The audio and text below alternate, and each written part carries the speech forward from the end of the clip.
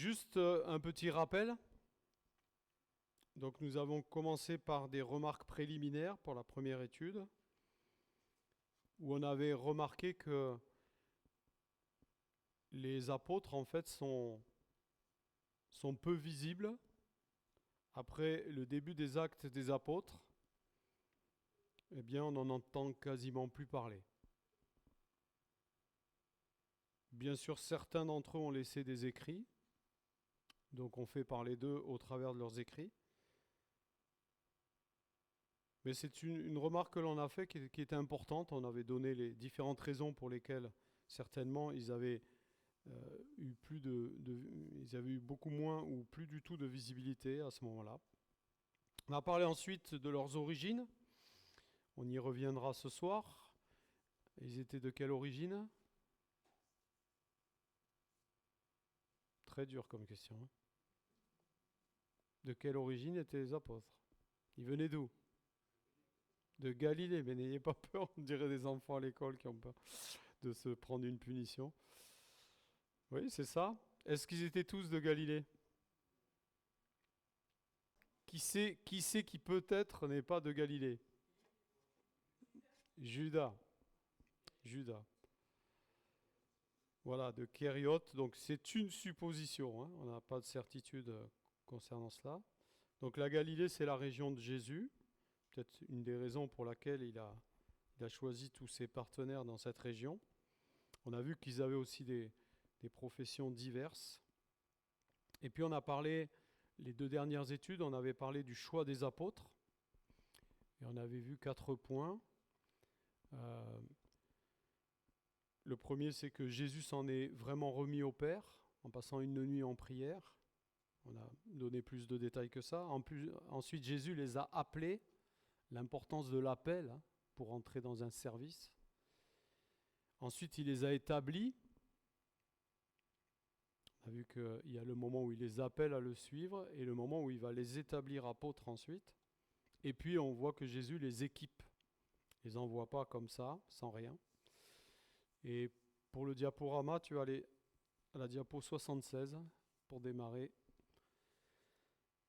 l'étude de ce soir. L'étude de ce soir s'intitule « Le groupe des 12 et ses caractéristiques ». Donc on va bientôt passer à l'étude individuelle des apôtres. Mais avant, c'est intéressant de voir un peu les caractéristiques de ce groupe. Il y a des choses intéressantes à relever. D'abord, on va commencer par un premier point sur une caractéristique particulière de ce groupe. Ce n'est pas n'importe quel groupe. On va relire, si vous voulez bien, Matthieu 10, les versets 2 à 4, qui nous donnent le nom des apôtres. Voici, là vous avez juste les noms, donc voici les noms des 12 apôtres. Le premier, Simon, appelé Pierre, et André, son frère. Jacques, fils de Zébédée, et Jean, son frère. Philippe et Barthélemy, Thomas et Matthieu, le publicain. Jacques, fils d'Alphée, et Thaddée. Simon le Cananite, et Judas l'Iscario, celui qui livra Jésus. Ce que je voudrais rappeler, avant de parler plus loin sur les caractéristiques du groupe, c'est ce qu'on a étudié les dernières fois, où il est parlé de cet appel qui a été posé sur les disciples, et le fait qu'ils aient été établis apôtres. Rappelez aussi, signaler que ce texte de Matthieu 10, il suit la fin du chapitre 9, ça là-dessus je ne vous apprends rien, mais à la fin du chapitre 9, quelle est l'injonction de Jésus qui encourage ceux qui sont autour de lui à prier? Il leur dit quoi? La moisson est grande, il y a peu d'ouvriers, priez pour que le maître de la moisson envoie des ouvriers. Ok? Hein? Donc, le Seigneur, il a demandé à ce qu'on prie pour ça. Et le Seigneur a répondu. Il envoie des ouvriers. Il y a des hommes qui sont là et qui vont pouvoir aller faire ce travail important qui va être attribué à ce groupe de 12. Donc ces 12 disciples ont été premièrement appelés par Jésus. Ils ont d'abord été parmi les disciples, on en a parlé. Le mot disciple, Il vient d'un mot grec, mathétes, qui signifie celui qui apprend ou l'élève, ou même l'adepte. Si vous lisez dans la version Chouraki, ce n'est pas le mot disciple qui est employé, c'est le mot adepte. Donc ça, c'est une première chose qu'il faut signaler. Avant d'avoir été établis apôtres, ils ont d'abord été disciples. Le Seigneur ne brûle pas les étapes. Parfois, on aspire à des grandes choses, on aspire à faire des choses, mais il faut respecter les étapes. D'abord, se mettre à l'écoute du Seigneur. Un élève, un disciple, c'est quelqu'un qui se met à l'écoute de son maître, qui suit son enseignement et qui essaye de lui ressembler. Il y a d'autres disciples qui vont suivre Jésus, ils seront nombreux, les disciples qui vont suivre Jésus, mais les 12 dont il est parlé ici ont reçu une place particulière, qui est reconnue encore aujourd'hui. Déjà, Jésus va prendre le temps de les nommer apôtres. Le mot apôtre, lui, il vient du mot grec apostolos, qui signifie envoyé. On revient à la traduction Chouraki. Dans la traduction Chouraki, vous n'avez pas apôtre, vous avez le mot envoyé. On peut traduire aussi ce terme par messager, porteur d'ordre ou ambassadeur. En fait, c'est quelqu'un qui représente une personne officielle. Et là, en l'occurrence, il ne représente pas n'importe qui, puisqu'il représente Jésus. Donc c'est vraiment un groupe particulier. C'est un groupe qui va s'étendre, qui va influencer le monde. Et donc là, au moment où ils sont juste nommés, on ne se rend pas compte de ce qui va se passer derrière, mais c'est prodigieux, c'est fabuleux, ce qui va se passer au travers de ces hommes. Le mot apôtre, il apparaît pour la première fois ici dans Matthieu, dans le Nouveau Testament. Il est utilisé 81 fois, pas toujours pour désigner les 12, mais assez souvent quand même. On peut remarquer que Jésus sera appelé lui-même apôtre. Vous le saviez ça?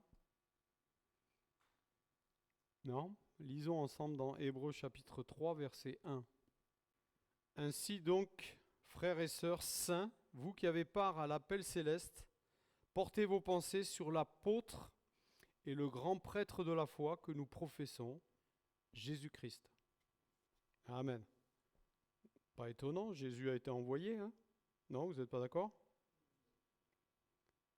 Il est parlé aussi de Paul et Barnabas dans Actes chapitre 14, verset 14. Quand ils apprirent cela, les apôtres Barnabas et Paul déchirèrent leurs vêtements et se précipitèrent vers la foule en s'écriant « Pourquoi faites-vous cela ?» Donc, on pourrait trouver d'autres textes aussi où d'autres personnes sont citées ainsi. Mais comme on l'a dit, ce mot est plus spécialement attaché aux 12. Quand on dit les apôtres, on sait de qui on parle. Et on ne parle même pas de l'apôtre Paul, hein. Pourtant, il y a quand même une place importante. Ils avaient en fait quelque chose de spécial.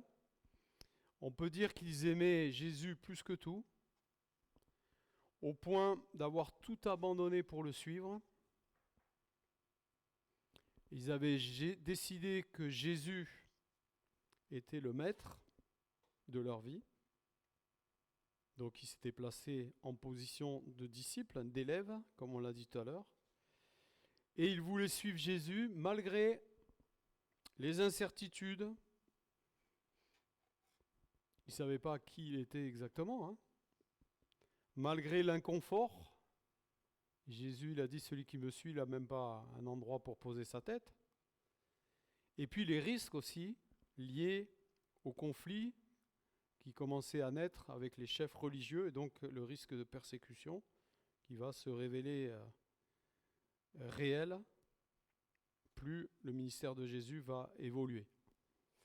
Dans Marc chapitre 3, versets 16 à 20, on va le lire. On va voir ce type de relation qui va se nouer entre Jésus et les disciples. Marc chapitre 3, verset 16. Voici les 12 qu'il établit, Simon, qu'il appela Pierre, Jacques, fils de Zébédée, et Jean, frère de Jacques, auquel il donna le nom de Boanerges, qui signifie fils du tonnerre. André, Philippe, Barthélemy, Matthieu, Thomas, Jacques, fils d'Alphée, Thaddée, Simon le Cananite et Judas l'Iscario, celui qui trahit Jésus. Ils se rendirent à la maison. Donc cette maison, il y a plusieurs éventualités qui ont été posées. Ce serait une maison qu'il y avait à Capernaum. Mais on voit que désormais, après les avoir nommés, ils vont vraiment former un groupe spécial, au point qu'ils vont vraiment se réunir ensemble dans une maison en particulier, où ils avaient l'habitude de se retrouver, où ils se retiraient, où d'ailleurs les gens affluaient pour venir les voir. Et en fait, on voit naître ici une autre famille pour Jésus. Une autre famille pour les apôtres. Je vous rappelle que lors de leur appel, certains d'entre eux ont été invités à laisser leur famille. Ils ont dû laisser leur famille. Certains ont même reçu l'autorisation de leur famille de suivre Jésus. Et donc c'est une famille qui se forme. Et c'est important de le noter, parce que je crois que aujourd'hui, dans le monde dans lequel nous vivons, il y a une difficulté chez les gens qui fréquentent nos églises de comprendre qu'on est réellement une famille. Qu'on est réellement une famille. Et qu'on doit se comporter comme des frères et sœurs. Et avouer qu'on a du chemin à faire. Qu'on est capable d'aller chez notre frère ou notre sœur dans la chair, à l'improviste ou faire toutes sortes de choses qu'on ne se permettrait pas de faire avec un frère ou une sœur chrétienne. C'est vrai ou pas ? On prend des précautions, on fait attention, on est gêné si on nous rend service. Ah mais non, je ne veux pas te déranger, etc. Alors qu'on devrait vivre cette communion et être dans des relations qui sont comme celles d'une famille. Jésus se joint clairement à une autre famille, une famille spirituelle, afin d'accomplir sa mission. Cette famille spirituelle l'aide à accomplir sa mission. Et les apôtres aussi vont être aidés dans l'accomplissement de la mission en se joignant à une famille, en formant une famille. Dès l'âge de 12 ans, Jésus va montrer des signes dans ce sens, puisqu'il va délaisser ses parents pour aller, il le dira lui-même dans Luc chapitre 2 verset 49, « Il faut que je m'occupe des affaires de mon Père ». Et au fil du temps, une distance se crée avec sa famille. Et d'ailleurs, au départ, ça ne vient pas de lui. On continue dans Matthieu chapitre 3, dans Marc, chapitre 3, et regardez au verset 20.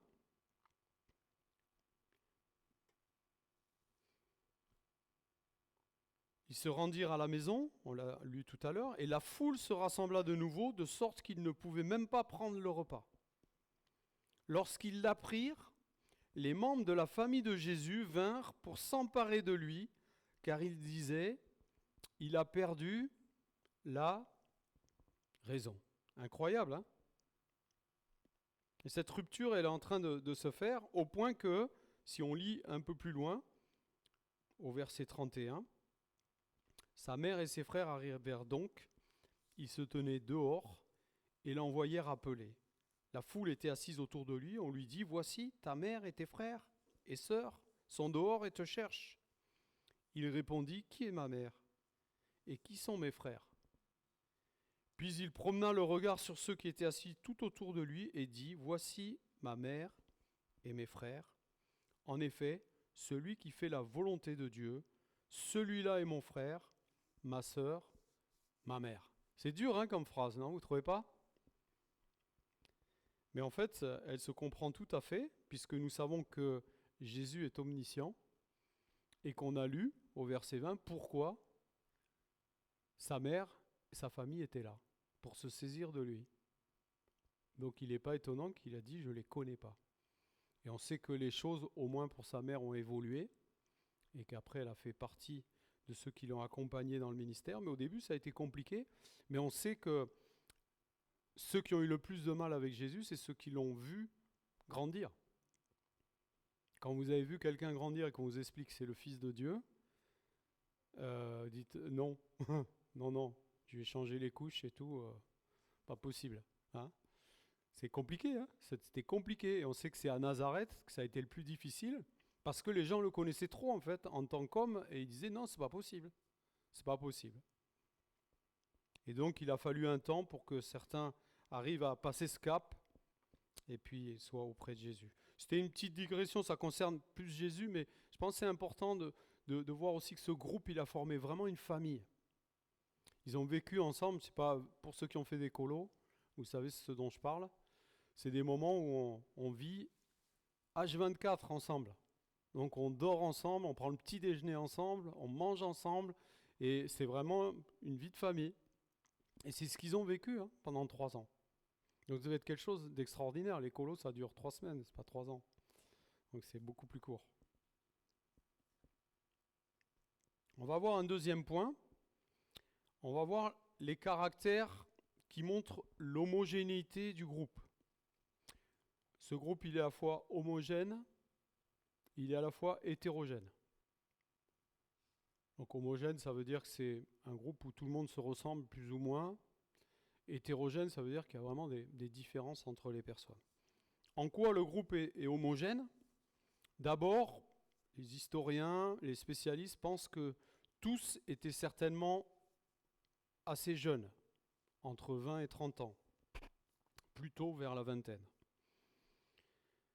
quand ils ont suivi Jésus. Donc, de par leur âge, c'était un groupe homogène. Il n'y avait pas des tout jeunes, des personnes beaucoup plus âgées.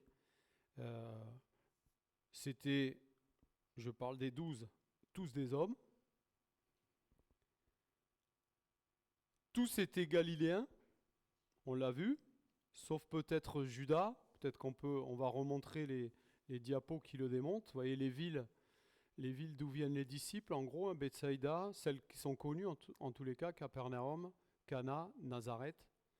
Si certains des disciples sont frères de Jésus, c'est une supposition. Et puis Judas, lui, qui est l'exception, qui viendrait de Kériote, qui est vraiment au sud de la Judée.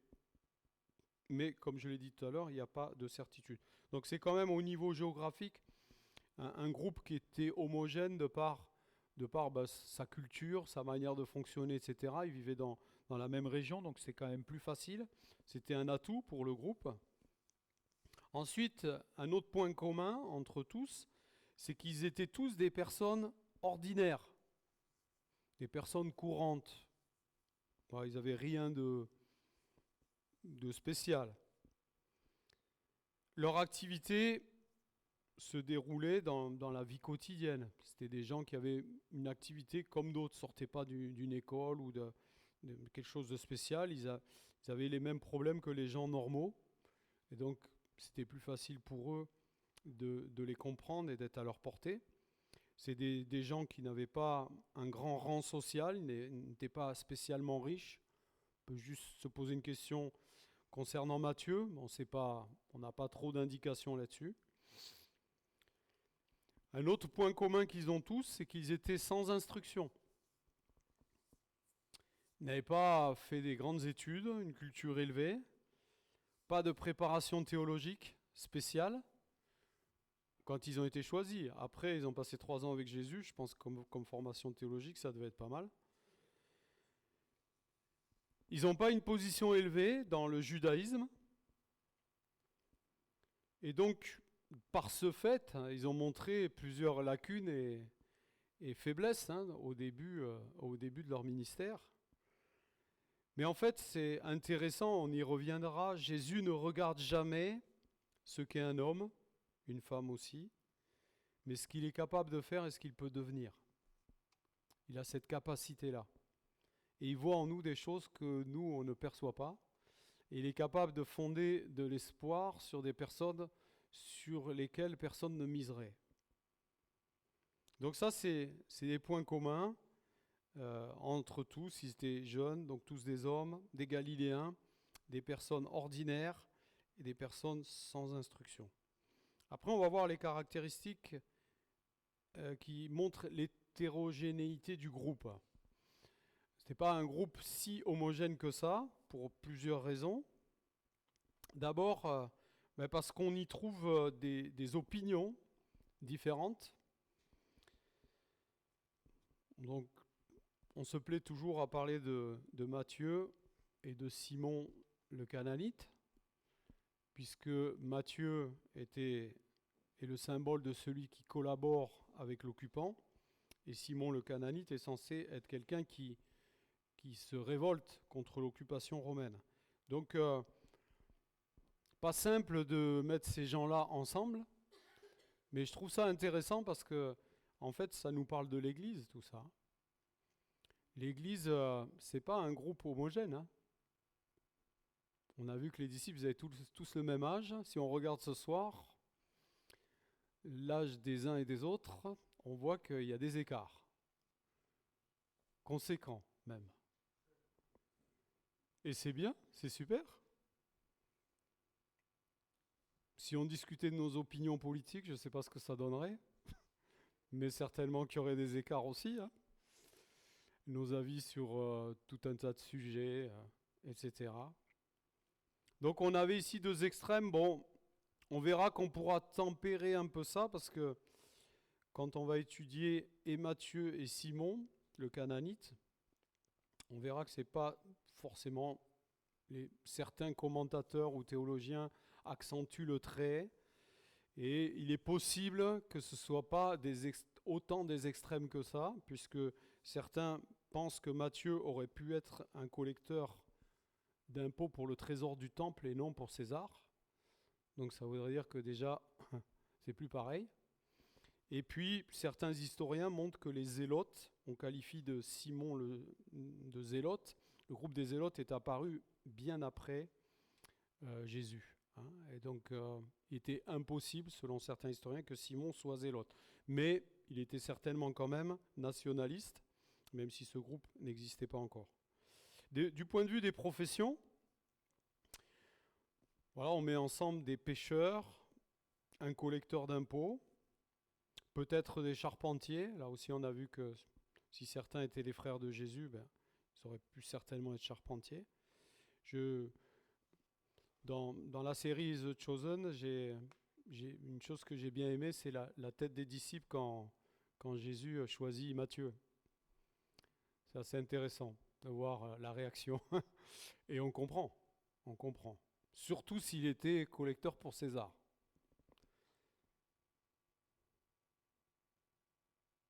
Autre différence dans ce groupe, c'est leur caractère. Il y a des personnalités vraiment différentes. On a Jacques et Jean qui sont appelés, on l'a lu, les fils du tonnerre. Donc ceux-là, ils étaient pas mal au sein du groupe. Jean qui va bien changer par la suite, hein, puisqu'on l'appelle l'apôtre de l'amour. Quand on voit ses écrits, on a du mal à penser que ce gars-là, il était appelé fils du tonnerre. Mais ça montre tout simplement que Dieu nous change, hein. Et ça, c'est extraordinaire. Et j'espère que plusieurs d'entre vous expérimentent ce changement de certains traits de caractère qu'ils avaient, qui n'étaient pas glorieux, et ils les ont vus disparaître au fil du temps, et le Seigneur les changeait. Pierre, qui était d'un tempérament assez spontané, impulsif. On va dire qu'il agissait d'abord et réfléchissait ensuite. Ou il parlait d'abord et tournait sa langue après. Certains sont toujours sur le devant de la scène, d'autres sont toujours en retrait. Certains sont plus près de leur sou que d'autres. C'est que pour Judas, c'était un peu compliqué. Certains avaient plus de mal à croire que d'autres, comme Thomas. Certains étaient un peu orgueilleux et présomptueux, comme Pierre. Oh, qu'à cela ne tienne, Seigneur, cela ne t'arrivera pas. Et puis, si tous t'abandonnaient, moi, je ne t'abandonnerai jamais, etc.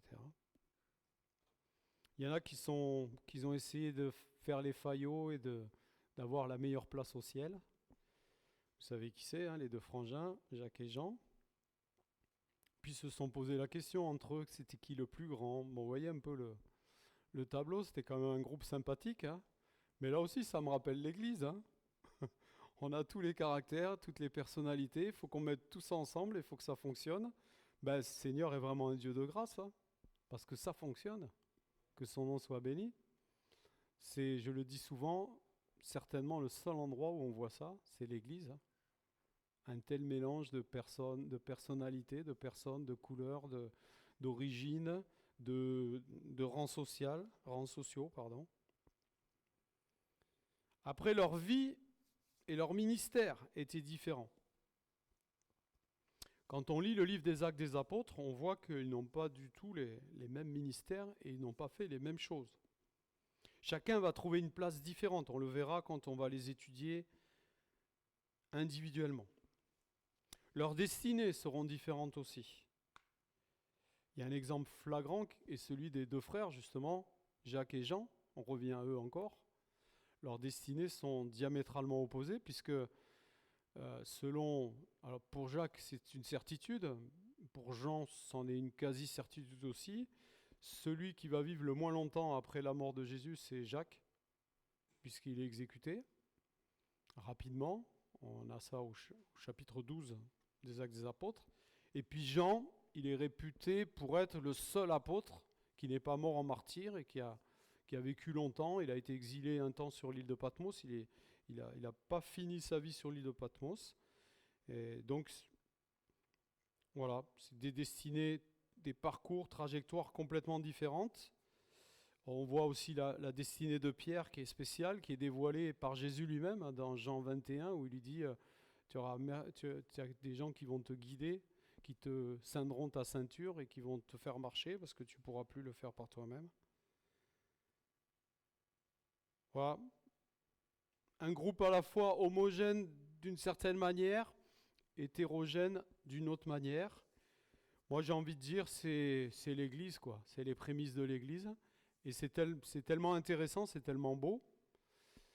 Et c'est tellement aussi, comment dire, ça nous pousse à la réflexion. De savoir que tout cela est possible avec le Seigneur.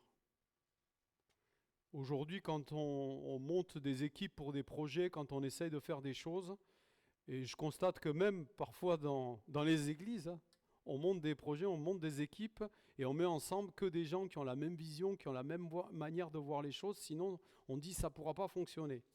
Mais moi, je ne suis pas d'accord avec ça. Je ne suis pas d'accord avec ça.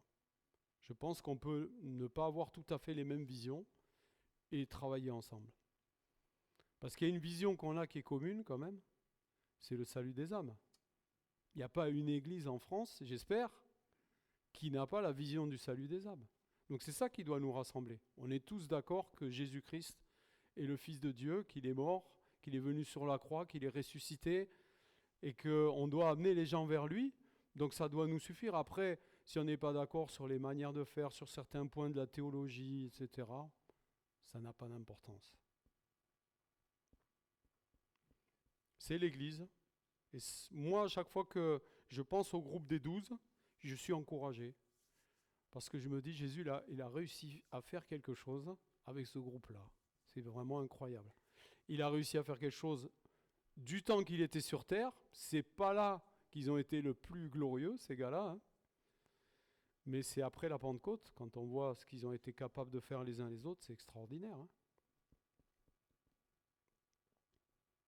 En conclusion, surprenant ce groupe que le Seigneur se constitue. Il prend des hommes normaux, pleins de faiblesses, sans formation universitaire, pleins de zèle, mais pleins de jalousie aussi en même temps. Il va les choisir pour être ses représentants sur terre. C'est pas incroyable ça? Mais ça nous ramène à nous. Hein. Le Seigneur nous a choisis. Le Seigneur nous a appelés, alors qu'on n'en vaut pas la peine. Il l'a fait, comme pour les disciples. Il ne les a pas choisis pour ce qu'ils étaient au moment où il les a choisis, mais pour ce qu'ils allaient devenir. Amen.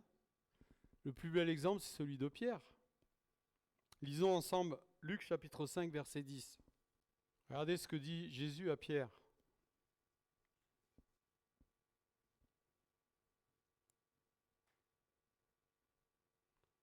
Jésus dit à Simon, n'aie pas peur, désormais tu seras pêcheur d'hommes. Amen.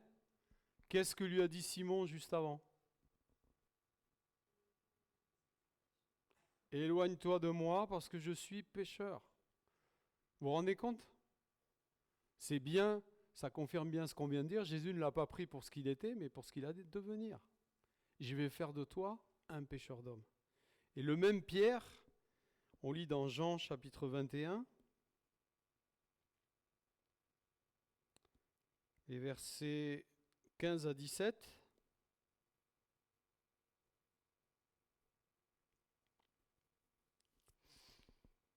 Lorsqu'ils eurent mangé, Jésus dit à Simon-Pierre, « Simon, fils de Jonas, m'aimes-tu plus que ceci ?» Il lui répondit, « Oui, Seigneur, tu sais que j'ai de l'amour pour toi. » Là, on voit que Pierre, il a commencé à changer. S'il n'a pas répondu oui. Il aurait pu le faire avant. Jésus lui dit, « Nourris mes agneaux. » Il lui dit une deuxième fois, « Simon, fils de Jonas, m'aimes-tu » Pierre lui répondit, « Oui, Seigneur, tu sais que j'ai de l'amour pour toi. » Jésus lui dit, « Prends soin de mes brebis. » Il lui dit la troisième fois, « Simon, fils de Jonas, as-tu de l'amour pour moi ?» Pierre fut attristé de ce qu'il lui avait dit la troisième fois, « As-tu de l'amour pour moi ?» Il lui répondit, « Seigneur, tu sais tout, tu sais que j'ai de l'amour pour toi. » Jésus lui dit, « Nourris mes brebis. » Amen. Hein? Qu'est-ce qu'il vient de faire, Pierre, juste avant ça? Il vient de renier Jésus. Donc la première fois, il vient de lui déclarer qu'il est le pire des pécheurs et qu'il faut qu'il se retire. Il prophétise sur lui. Et là, maintenant qu'il a renié, il prophétise encore sur lui. Ça, c'est le Seigneur. Il est extraordinaire. Ce n'est pas en fonction de nos capacités qu'il nous choisit. C'est en fonction de ce qu'il peut faire de nous. De ce qu'on peut devenir si on le laisse poser sa main sur nous. Amen. La vie de chacun de ces hommes, à l'exception de Judas, montre ce que la grâce de Dieu peut faire avec des hommes, des femmes ordinaires. Amen. Nous l'avons vu, on en a parlé la dernière fois, enfin la dernière ou l'avant-dernière fois. On avait cité Actes chapitre 4, verset 13, ce moment où Pierre et Jean comparaissent devant le Sanhédrin et où ils disent l'assurance de Pierre et Jean. Devant cette assurance, ils furent étonnés, sachant que c'étaient des hommes du peuple sans instruction. De gens ordinaires, Seigneur fait des gens extraordinaires. Amen. Ah oui, Dieu, ça vous enthousiasme. Hein, ces hommes furent transformés par la puissance du Saint-Esprit. Amen. Envoyés sur eux par Jésus lui-même, et ils devinrent le groupe d'hommes le plus influent que la terre n'ait jamais connu. Amen. On parle des influenceurs aujourd'hui, sur YouTube, etc. C'est des rigolos. Même ceux qui ont je ne sais pas combien de millions de vues, c'est des rigolos. Eux, ça a été des influenceurs. Et aujourd'hui, on subit leur influence encore. Bon, bien sûr, celle de Jésus en premier, mais les écrits, les apôtres, tout ça, tout ce qu'ils nous ont communiqué, et puis cet exemple qu'ils nous laissent après la Pentecôte, tout ce qu'ils ont été capables de faire, on va le voir en les étudiant, on va voir ces hommes, comment ils ont été changés, bouleversés dans leur vie, ils ont eu des destins incroyables. Mais ça, c'est l'œuvre du Seigneur. C'est pour ça qu'il peut réunir dans l'Église toutes sortes de personnes différentes. Parce qu'il les voit en devenir. Et si tous, on se laisse transformer par le Seigneur, on aura tous un point commun, c'est qu'on est tous des gens nés de nouveau. Et donc, on va pouvoir vivre ensemble, malgré nos différences. Amen. Que le Seigneur soit béni. Ce groupe des apôtres, moi, il m'inspire. Et il me rassure quant à l'avenir de l'Église et quand les possibilités qui sont là au sein de l'Église. Amen. Et les possibilités qui sont là dans ces gens que Dieu nous envoie. Et parfois des gens qui sont dans la détresse, qui sont en difficulté. Et on se dit, oh là là, encore on va récolter des problèmes, des soucis ou des gens à s'occuper. Mais ayons le regard de Jésus.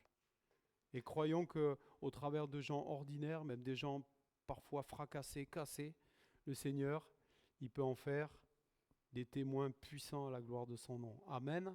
Seigneur, merci pour ces temps. Merci pour cette étude.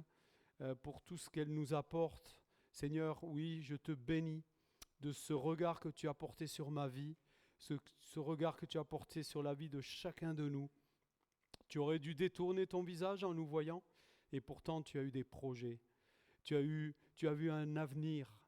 Tu as vu une utilité. Tu as vu quelque chose que nous pourrions faire pour toi. Seigneur, quelle grâce tu nous as fait. Merci Père. Merci pour le regard que tu as sur chacun de nous. Merci aussi pour l'Église, pour toutes ces différences qui sont là au milieu de nous, mais que tu arrives à rassembler, pour le fait qu'on puisse s'accepter malgré nos différences. Oh, merci Père. Merci pour le miracle de l'Église. Merci parce que oui, tu fais de gens ordinaires des gens extraordinaires. À toi la gloire, mon Dieu. Amen.